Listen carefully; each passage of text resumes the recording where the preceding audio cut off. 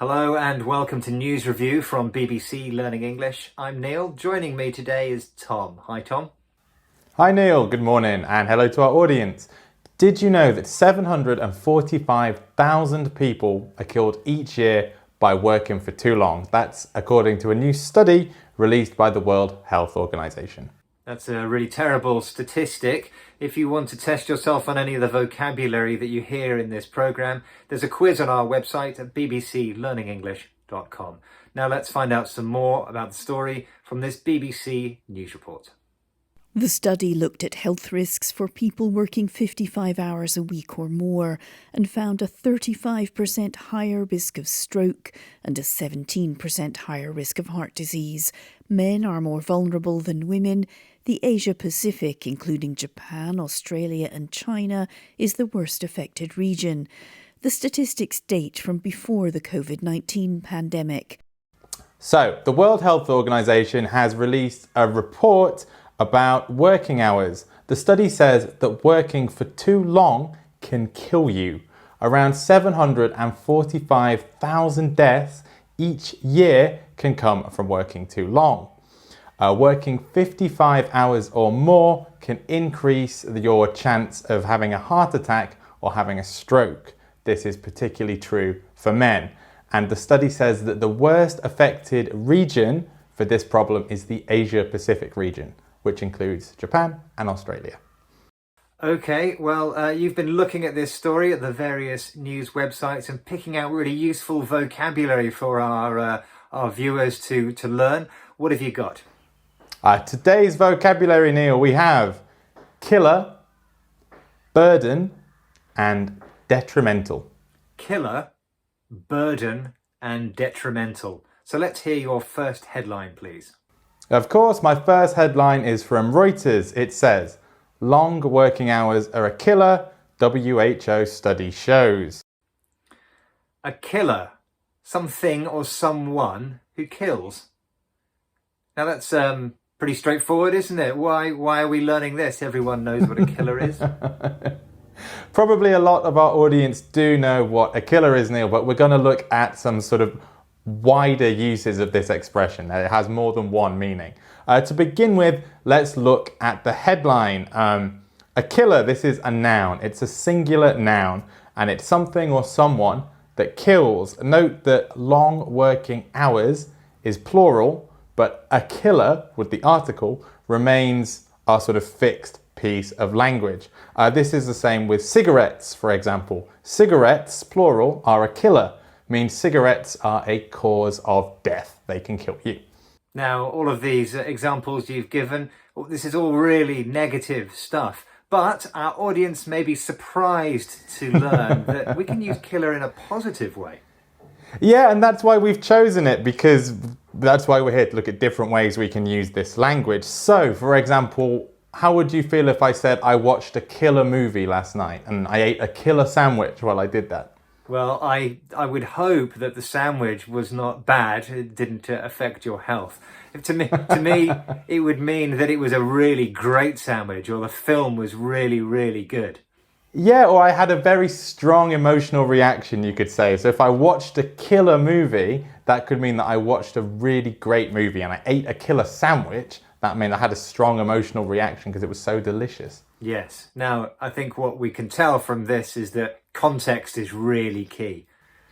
Context is everything. So let's take that movie example. If I watched a really funny film and I said, oh, it was a killer, that might mean it's hilarious, it's really funny. But if I watch a sad film like Titanic and I say, oh, it was a killer, that could mean it was very sad. As you say, context is everything with this expression. Yeah, and we can also say that someone kills someone, and it doesn't mean that they kill them. It means that they make that person laugh a lot. Yeah, I could say, so Neil kills me with his jokes on News Review. It means they make me laugh a lot. I have a strong emotional reaction, and that is hilarity. It's really funny. I try my best, Tom. Okay, let's get a summary.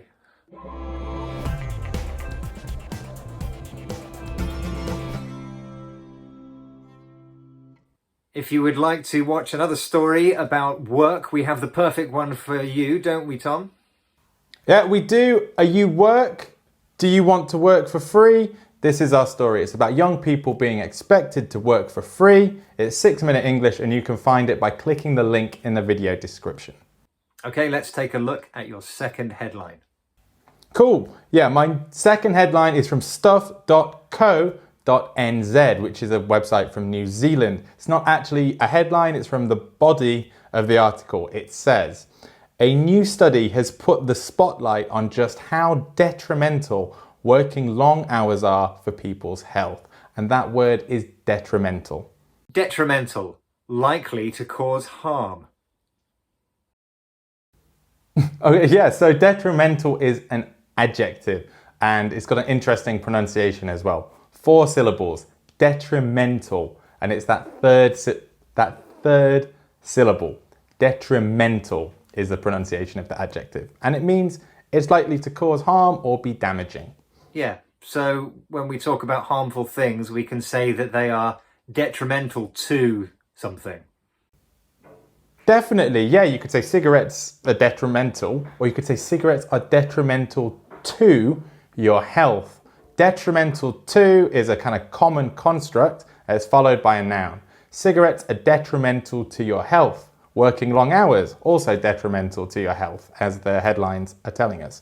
Yeah, so detrimental is an adjective, but there's also a noun version, detriment. We have to use that in a special kind of way, though. Yeah, detriment, and again, it's quite high register. It comes in the expression to the detriment of. It means kind of like at the expense of.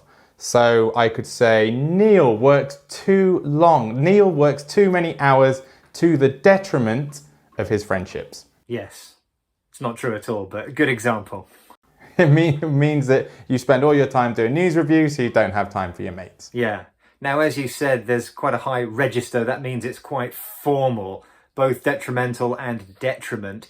In our ordinary spoken English, what sort of thing do we say instead? I'll probably just say like it's bad for you or something, or it's harmful. Yeah, we wouldn't normally use detriment. Normally detrimental is quite formal and you'd see it in the context of like this, like reports on health or something like that. Okay, let's get a summary.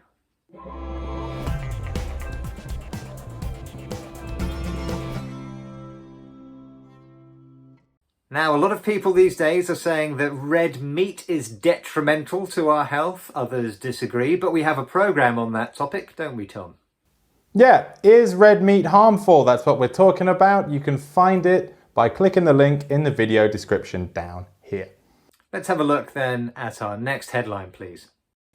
Perfect. Again, we're not looking at the headline, we're looking at the body of the article. This is from the World Health Organization website, from the release. It says this work-related disease burden is particularly significant in men, and that word is burden. Burden, something that causes difficulty or hard work. Now, Tom, I know what a burden is. If you have to carry a huge weight on your back, that is a burden, literally. That is a burden, Neil. So burden can be literal, or burden can be kind of figurative or metaphorical. So let's look at this piece of text from the WHO. The burden that they're talking about, the thing that's causing difficulty or hard work, is work-related disease and death coming from work-related disease. And it said that this is causing particular difficulty for men who are most affected. Yeah, and it's also, we talk about carrying a burden, having a burden. It's also a verb, though. Yeah, it is also it is also a verb. Before I look at the verb, let's look at that kind of literal figurative meaning. So we were talking about a figurative burden, like a problem, something, the work-related disease causing a problem. And burden could also be the stuff that we actually carry, like the ship that got stuck in the Suez Canal recently. Its burden was too heavy. The stuff it was carrying was too much. Yeah, so we're talking about figurative heavy loads.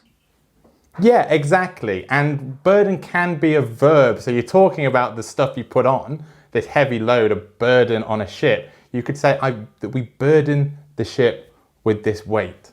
Yeah, if I asked you to do loads of work, loads of extra work, we could say that I was burdening you with a load of work. Yeah, so we'd use the figurative meaning because he wouldn't literally be placing microphones and computers on top of me, hopefully, but you would be giving me more responsibilities. I'd have to carry more responsibilities, we could say. Okay, let's get a summary of that.